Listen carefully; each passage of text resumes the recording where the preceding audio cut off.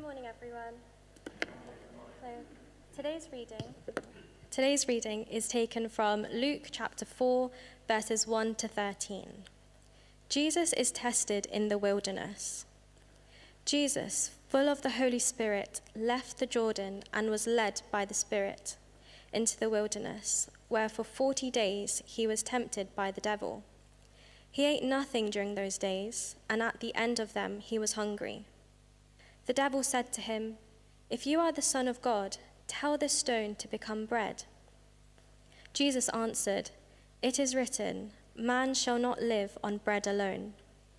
The devil led him up to a high place and showed him in an instant all the kingdoms of the world. And he said to him, "I will give you all their authority and splendor. It has been given to me, and I can give it to anyone I want to. If you worship me, it will all be yours." Jesus answered, "It is written, worship the Lord your God and serve him only." The devil led him to Jerusalem and had him stand on the highest point of the temple. "If you are the Son of God," he said, "throw yourself down from here, for it is written, he will command his angels concerning you to guard you carefully. They will lift you up in their hands, so that you will not strike your foot against a stone." Jesus answered, "It is said, do not put the Lord your God to test." When the devil had finished all this tempting, he left him until an opportune time.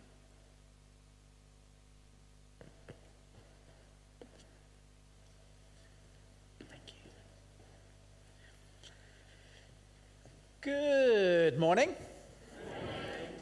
And just echo the welcome that Kathy gave and Kate gave, and just again, thank you, and thank the worship team. Aren't they just amazing? Aren't we really just blessed to have a team that just leads us in worship? And but thank you, I agree, absolutely. You guys, you're not sure, but you guys are.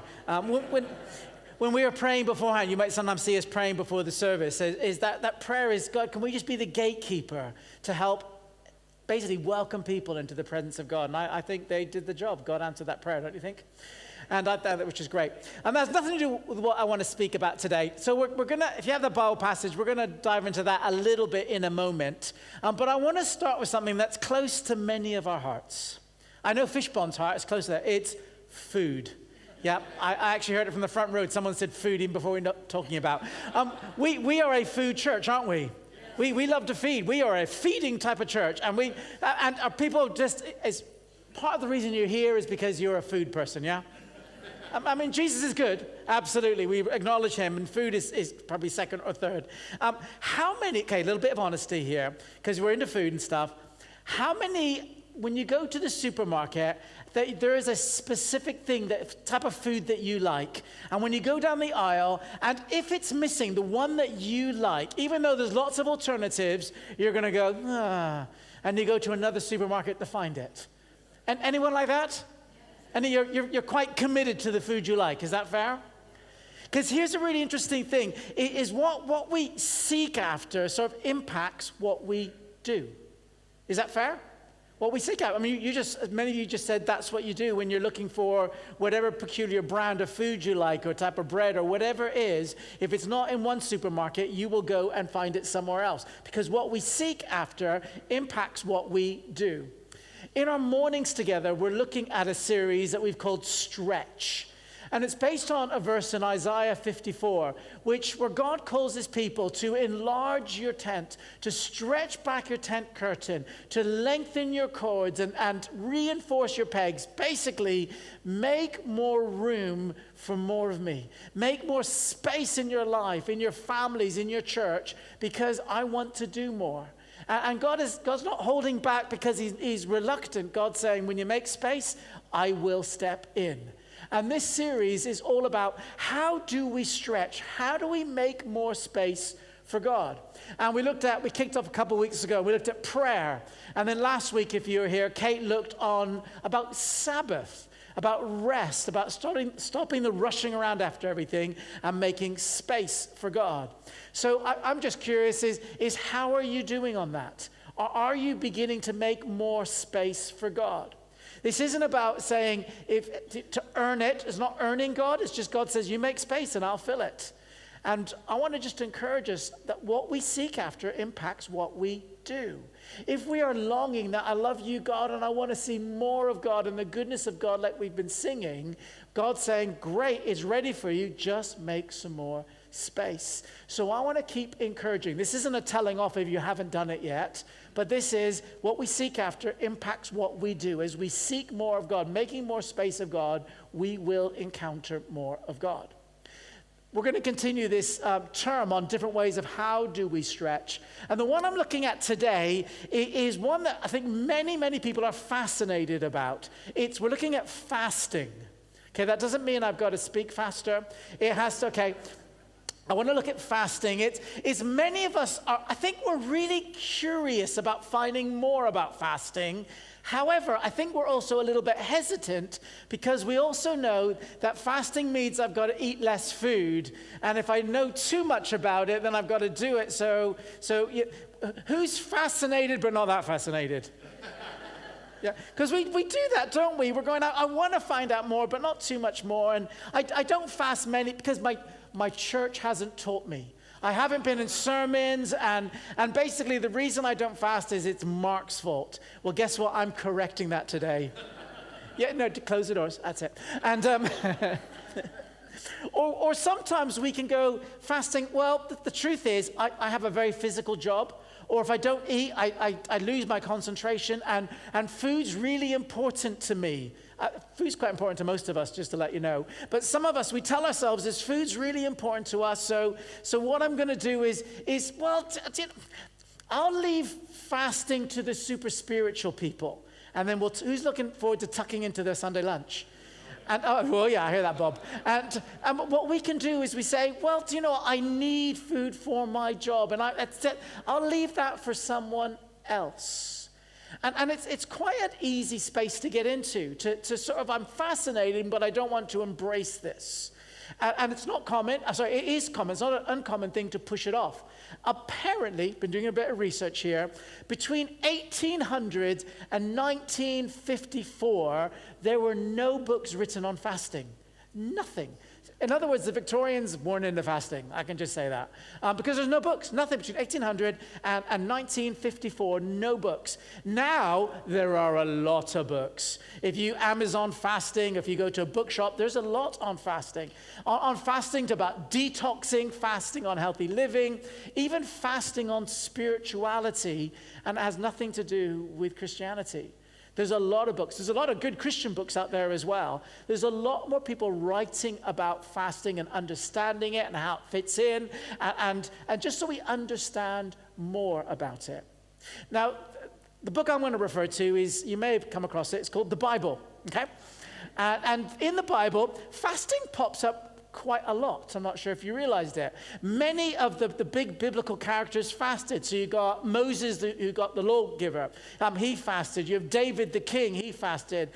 You have Elijah, who's a big prophet of God. He was known to be fasting as well. You got Esther, the Queen Esther. She fasted. Daniel of the lion's den fame. He fasted. Paul, who wrote most of the New Testament, he's fasted. And Jesus himself, as we just read a few moments ago, he fasted as well. So are you getting the hint that fasting is fairly important? But how many of us are going, yeah, for big spiritual people, they can fast. Me, I'm in a different category. And some of us sort of do that. But see, Jesus messes that up for us. Sorry, because Jesus said in Matthew 6, he says, when you pray, you're supposed to pray this, our Father who art in heaven. We know that, yeah? You familiar with that? So he says, when you pray, he says that in Matthew 6. But there's a little trio. He says, when you pray this. When you fast, do it like this. And then when you give. So when you pray, when you fast, and when you give.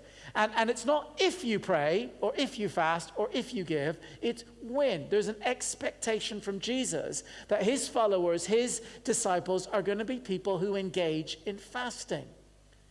A little bit later in Matthew 9, the Pharisees were noticing that Jesus' disciples, they weren't fasting.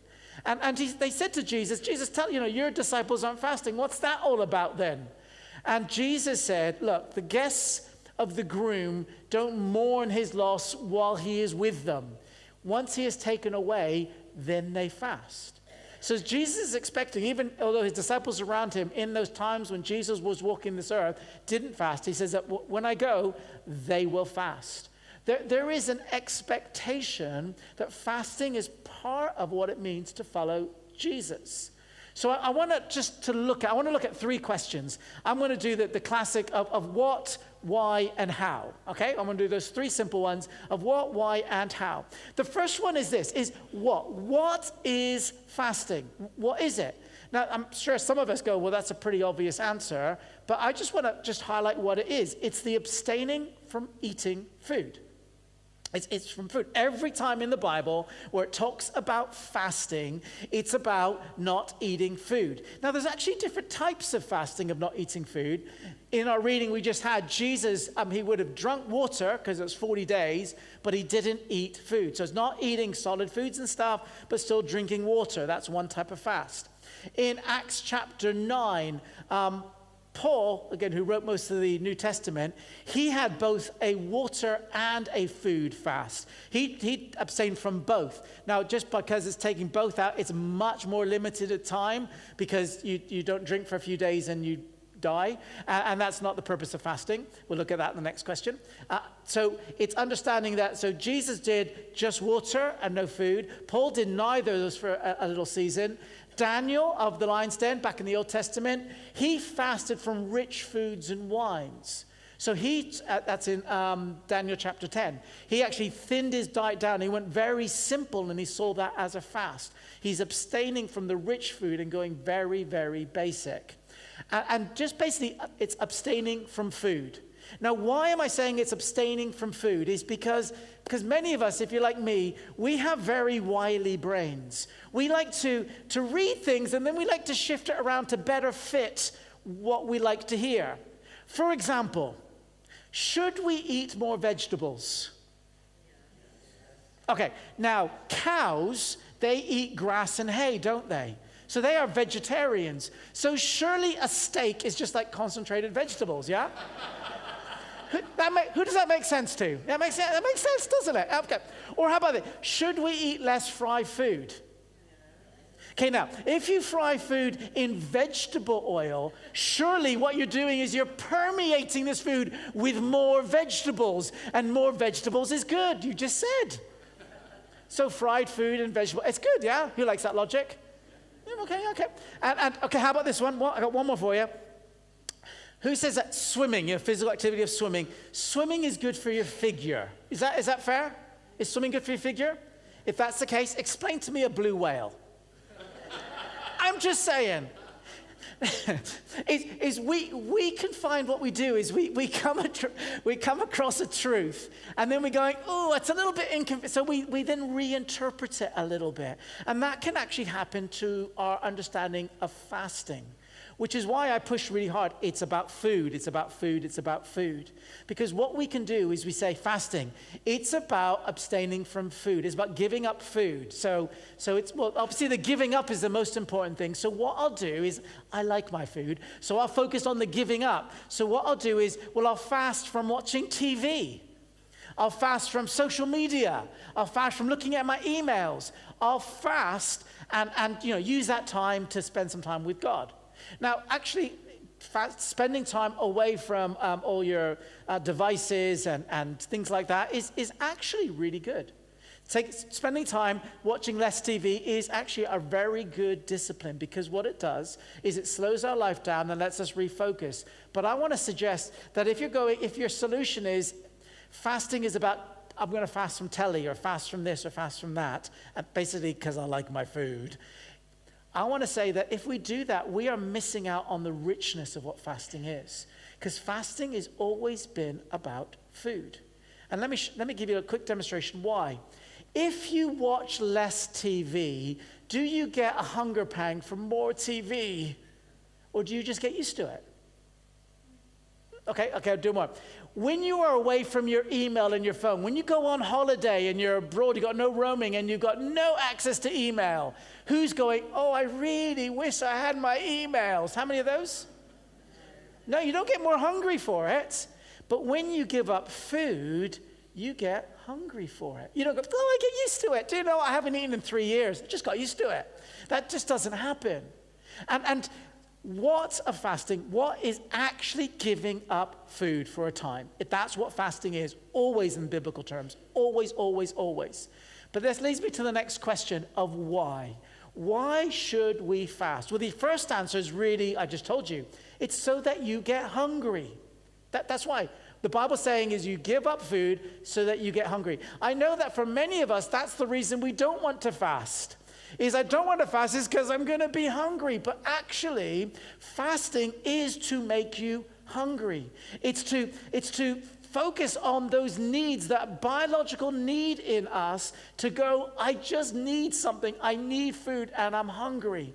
Fasting is actually promoting that feeling. There's a chap called Richard Foster who's written some great books on spiritual disciplines. And about fasting, he writes that most of us, we treat our stomach like a spoiled child. Every time it craves and demands for more, we then spoil it by always feeding it. We sort of, if I'm hungry, I've got to feed it. Because the truth is that most of us here, I know there might be some exceptions, but most of us have never really experienced real hunger. Most of us haven't. If you've ever said, oh, I'm starving, and who's used that phrase before? Because you're not actually starving. You're not, and I know I'm not. I've got some stored up here to last. I'm not actually starving, but we use that, or we think I haven't eaten and they're starving.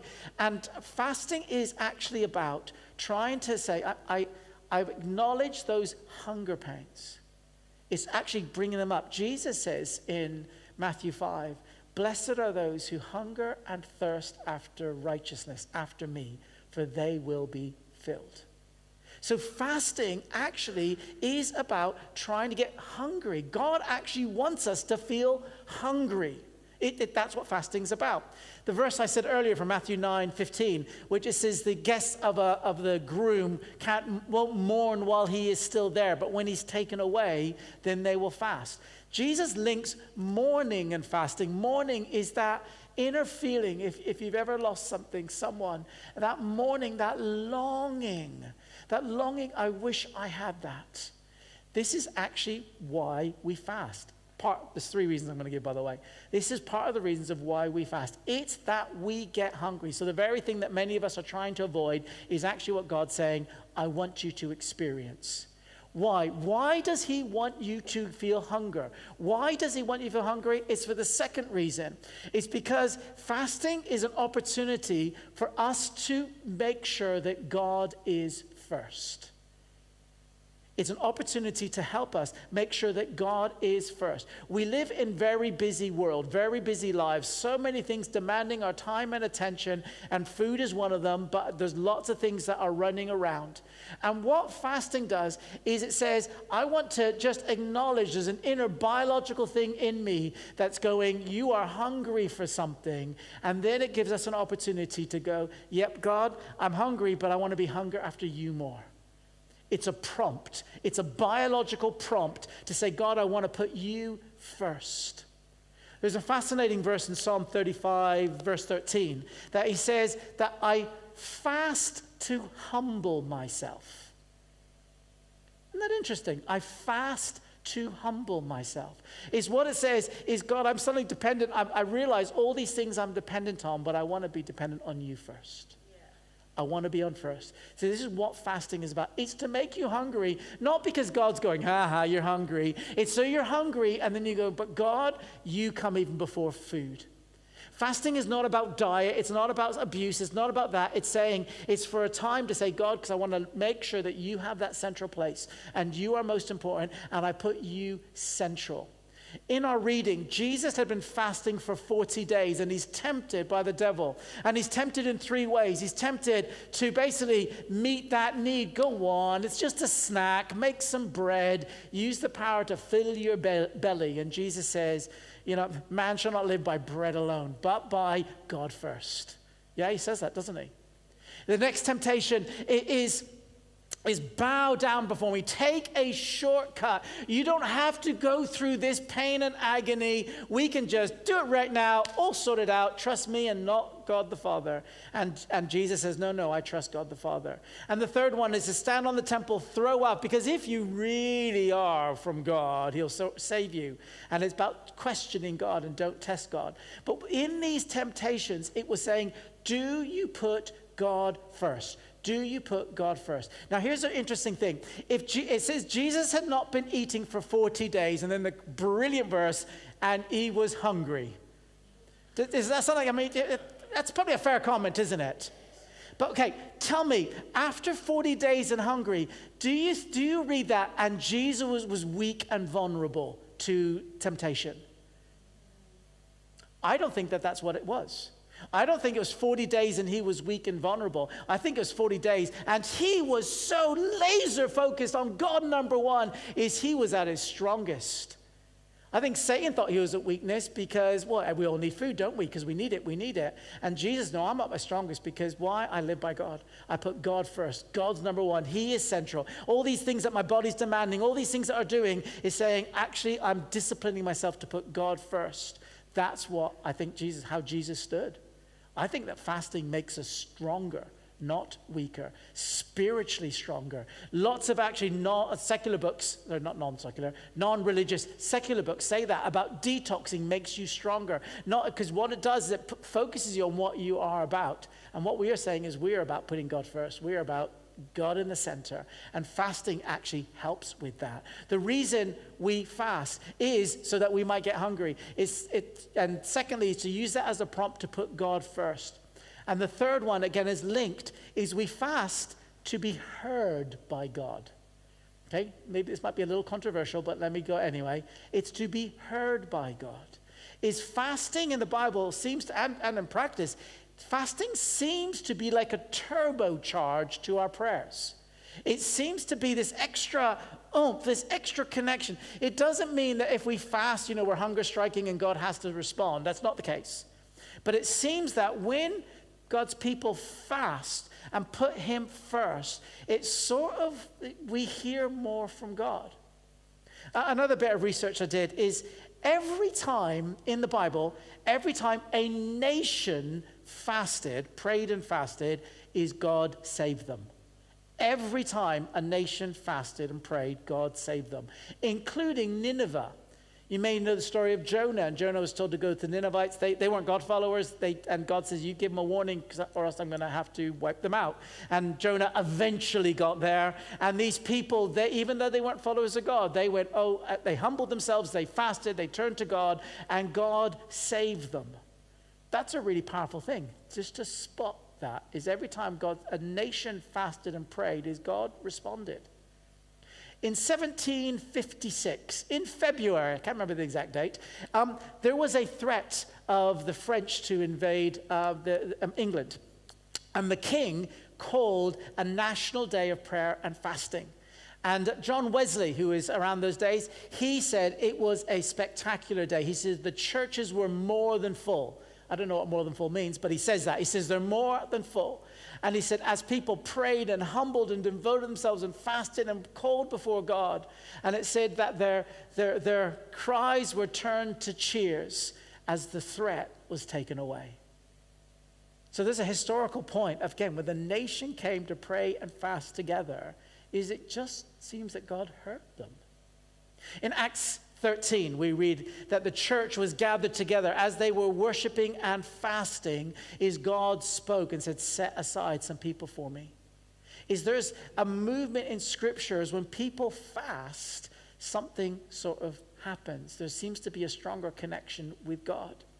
We find that in over the years as a church leader, my previous church, and actually here as well, at certain points when we're facing a key decision, as the leadership team said, besides praying, we're going to be fasting as well. Fasting on a day or fasting this week over this subject. And as we do that, it seems that God sort of hears. This is not a guarantee. It's not if you fast, if you give up your meal, God has to answer. This isn't about that. This isn't about sort of forcing God to do this. But what it seems to be that when you stretch and make space for more of God, is God fills it. This encouragement to fast, this to go hungry and to say God first, is a place where we sort of hear more of God. It's saying, God, I want to encounter more of you, so I want to make more space. We've seen that in our lives. I wonder if you've seen it in your life. Is when you've tried to fast, when you've done it, it just adds a little extra, I don't know, muscle, influence, space for God. And many years ago, I was speaking in an event in France, Spring Harvest France, big organization that has a campsite down there. And Kathy and I were speaking. And I was chatting to a young guy who, he said, I just need some advice, Mark. He said, I've been really wrestling over an issue, and I've been praying and doing this. And he said, I just need some clarity there, and I'm not sure what to do. And I just had this little thing drop in my mind, just saying, tell him to fast. And I went to him, I said, have you fasted about it as well? And he went, no, it's never crossed my mind. I said, I'm not saying it's going to guarantee, but it does. And he said, do you know what? I'm going to try that. And he did it, and it just opened up. He said it was almost like the key to opening it up, the next situation. It wasn't I fasted and God immediately answered, but it just felt that was part of the key that unlocked the next thing that God wanted to do in his life. So fasting is something that works. So I told you what fasting is about food, told you why fasting. It's to get you hungry, it's to help you put God first, and it's to hear from God. But how do you fast? So how do we do it? Now, if you're with us 2 weeks ago and I talked on prayer, do you remember I talked about 2 minutes more? Remember that? Okay, so it's however much you're praying each day, is the challenge was just stretch by 2 minutes more. If you're a 3 hour, do 3 hours too. If you're, okay, whatever you're at. If you are I don't pray every day, well, just get in the habit of 2 minutes a day. It's a good starting point. So what about fasting? What's a good starting point? Unfortunately, it's not a 2 vegetable less approach, okay? Okay, that's called dieting. Actually, that's probably called healthy. No, actually, it's not about reducing your intake of food. Okay, that's dieting. That's something different. But how do we fast? What does it mean to fast? So I would always encourage you just to skip one meal. Do it one meal pick a day and say, I'm gonna fast for one meal. I'm gonna skip one meal. And in that time that I would have prepared or been stuffing my face full of food, I'm gonna just put that time for God and saying, God, I just want to put you first, and will you help? Now, some of you, one meal a day, you're going, I'm not sure if I can do. I might die. Who thinks they might die by missing one meal? I know you're not confident, put your hand in, but some of us do. We just think, I got one meal. Others of us, we can do that, no worries whatsoever. And if you are a one meal, no worry whatsoever, I want to encourage you to do a day, okay? Just because you know how your body works. But start with one meal. And if you're really struggling, going, yeah, but one meal. Imagine right now, do you remember checks? You know when you used to write checks? Not money transfers, when you'd write a check and I'd give you a check and you take it to a bank and cash it. Imagine if I wrote a £1 million check to whoever holds this check and I stuck it on the ceiling, okay? How many of you would skip lunch to try to work out how to get that check? Would skip lunch? Who are going, no, Sunday lunch, I'm off. Who would do that? And how many would go, oh, do you know, I'm going to skip lunch. I want to get it. Actually, fasting is about just making space for more of God. And if you just do one meal, I want to encourage you, start with one meal. Or some of us who can do a meal, do a day. And in that time, just say, God, I want to just put you first in those times. If your stomach grumbles and growls, which it probably will, take a little bit of water, tell your spoiled child you're not dying, you're just actually going to get a bit hungry, and turn that hunger to say, God, I want you first. I want to hear from you, God. I want to see, God, what's getting in the way of me and you so that we can actually do some business. I want to encourage you to do that. If some of you are going, yeah, but Mark, I've got a health condition, I can't do that. I want to encourage you to do some reading, do some research. Don't just go, I have a health condition, I can't do it. Like I'm diabetic, I can't do it. Speak to a doctor, do some research, okay? I'm not just saying Mark said to give up food, I'm going to do it. I'm not saying do that. If you have a medical condition, speak to a doctor, do some research before you do it. But if it's just, I just like food, come on, let's fast, guys, yeah?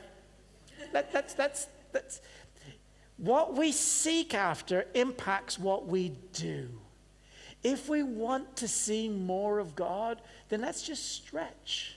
Let's just stretch with our prayer. Let's just stretch with our Sabbath. Let's stretch with how we deal with food, with fasting. And say, God, if I make space, will I see more of you? Because I believe that's the promise of God. If you make space for me, I will draw close and you will know more of me. Let me pray, and then we'll just spend a bit more time just in our worship of God. Father, I want to thank you for your word, that your words are really clear. And God, I'm sorry for the times when I've put food more important to actually spending time with you. When I've dreamt about my next meal more than I've dreamt about you. Father, when I've been more protective about my belly than I have about seeking after you first. Father, I thank you that you aren't putting a big law on us. You're not trying to weigh us down. What you're trying to do is get us closer to you. Jesus, I pray that words that I've said, if anything's been not from you, just sort of fade that away. But Father, I pray we may see that central truth, that as we stretch, as we make space for you, as we engage with this discipline of fasting, that it may be something that brings light and life and clarity, and we see more of you. For that's our desire, Jesus, is that we see more of you. Let what we seek after impact what we do.